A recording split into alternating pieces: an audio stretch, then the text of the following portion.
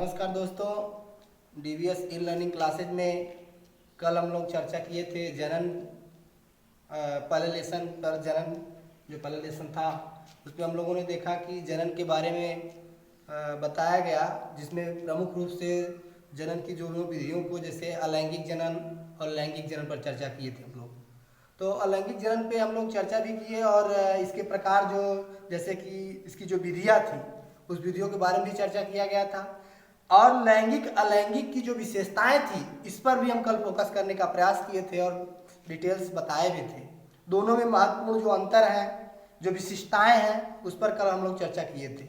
आज हम लोग चर्चा करेंगे अलैंगिक जनन की एक विशिष्ट विधि है, एक प्रकार है जिसे आप क्या कहते हैं, कायिक जनन, या इसे इंग्लिश में आप कहते हैं वेजिटेटिव रिप्रोडक्शन।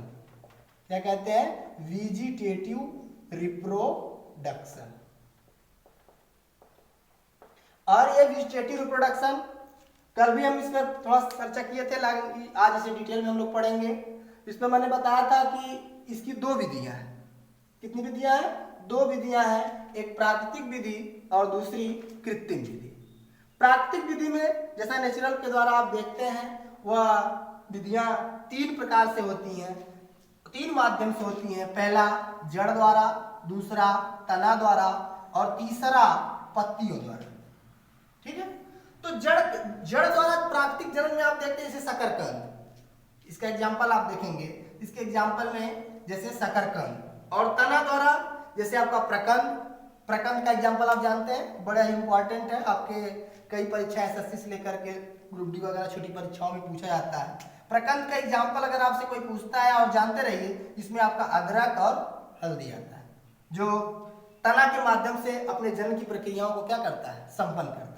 जैसे आप देखते भी होंगे, आप अदरक देखेंगे घर में, तो उसकी जो कलिकाएं होती हैं उसे आप लगा देंगे, उसमें देखेंगे वहीं से कलिकाएं आना शुरू हो जाती हैं और नई अदरक बनकर क्या हो जाती है, तैयार हो जाती है, ग्रो करने लगती है। और दूसरा एग्जाम्पल इसका है कंद द्वारा, जिसका आप एग्जाम्पल आलू आप जानते हैं, आप आलू देखे भी होंगे। आप आलू की बुआई करते समय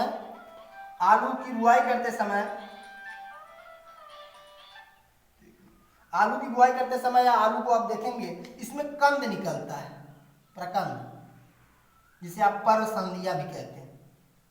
ये यही ग्रो कर जाता है और ग्रो करके नया रूट बना लेता है और यहीं से नया तना सामने आ जाता है, और फिर उसके तने के रूप में आपका नया आलू ग्रो करने लगता है। ठीक है, और तीसरा एग्जाम्पल इसका सलकंद, जिसमें आप प्याज और लहसुन का आप देखते हैं। ठीक है, तो उसमें रूट आप देखते हैं अलग होता है, उसकी पत्तियां, उसका मसल्स भाग ही प्याज बन करके तैयार होता है, जिसे आप खाने के रूप में प्रयोग करते हैं। और ये किसका एग्जाम्पल है?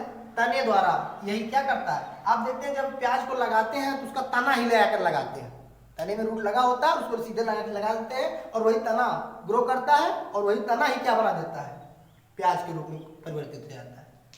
और इसका पत्तियों द्वारा एग्जाम्पल आप देखेंगे, बायोफिलम एक पौधा है, जिसमें आप देखेंगे पत्तियों द्वारा, इसकी पत्तियां ही होती हैं। मान लीजिए इसकी पत्तियां हैं,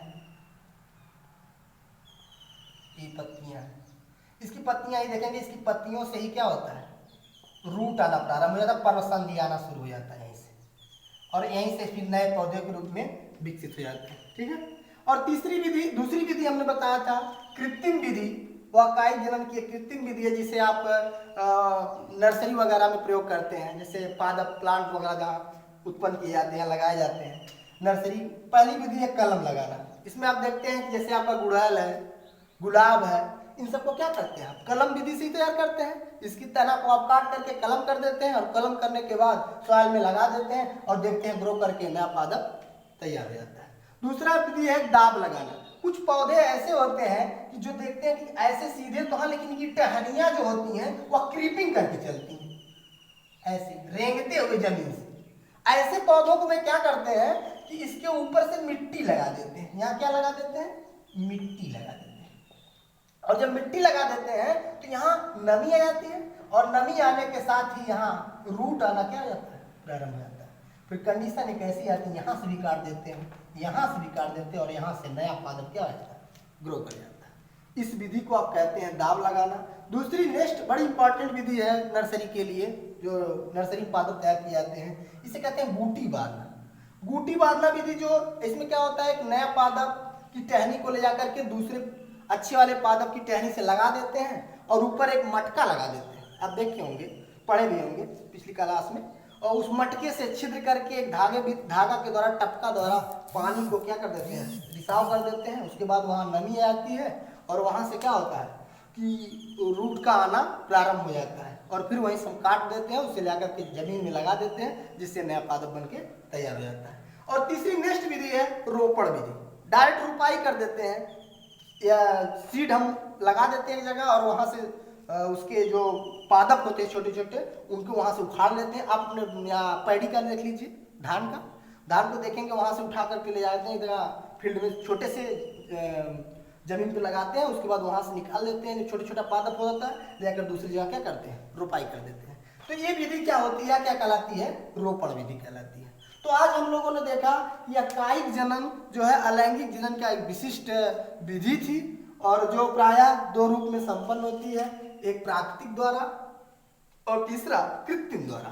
जो प्राकृतिक रूप से होती है, नेचुरल होता है, वह जड़ों द्वारा, तनों द्वारा और पत्तियों द्वारा होता है। जड़ का मैंने एग्जाम्पल बताया, जैसे आपका शकरकंद। तनों में आप देखेंगे इसका एग्जाम्पल या प्रकंद, जिसका एग्जाम्पल आप देखेंगे अदरक और हल्दी। तीसरी जो इसी जड़ों ऐसे जड़ें जिसे आप कंद कहते हैं, सॉरी ऐसी तना जिसे आप कंद कहते हैं, वो आपका बेस्ट एग्जाम्पल होगा आलू को हम देखते हैं तनों के द्वारा, इस तने ही इसकी ग्रो करके तना ही तो आप आलू कहते हैं। नेक्स्ट है सरकंद, जिसका एग्जाम्पल आपका प्याज और लहसुन है। और कृत्रिम विधि की जो विधियां हैं, जिसे आप बड़े ही पॉपुलर है और जानते भी हैं पिछली क्लास में, जिसे आप कहते हैं कलम लगाना, दाब लगाना, गुटी बांधना या रोपण करना, ये सारी विधियां जो हैं कृत्रिम विधियों के अंतर्गत आती हैं। कायिक विधियां बड़ा ही इंपॉर्टेंट है, इससे पिछली क्लास में आप भी पढ़े रहे होंगे कक्षा 10 में। यहाँ थोड़ा डिटेल से पढ़ना है इंटर में, ठीक है। तो ये अलैंगिक जनन के बारे में नेक्स्ट पिछले वीडियो में मैंने बताया था। अलैंगिक जनन की कुछ और भी विधियां थी, जैसे विखंडन, बहुखंडन, कायिक तो आज हमने बता ही दिया, इसके पहले मुकुलन, ये सारी चीजें हमने बताई पिछली वीडियो में। आज हम इस कायिक जनन पर ही चर्चा कर लिए। अब नेक्स्ट वीडियो में हम अगले वीडियो में आपको पढ़ाएंगे लैंगिक जनन, ठीक है। तो अगले वीडियो में हम आपको बताएंगे लैंगिक जनन से क्या अभिप्राय है या इसकी विधियां हैं। जैसा कि आप मैंने वीडियो में बताया भी है कि लैंगिक जनन जो है उच्च वर्ग के समस्त जीवधारियों में पाई जाती है, ठीक है। आज इतना ही, बाकी नेक्स्ट डेज।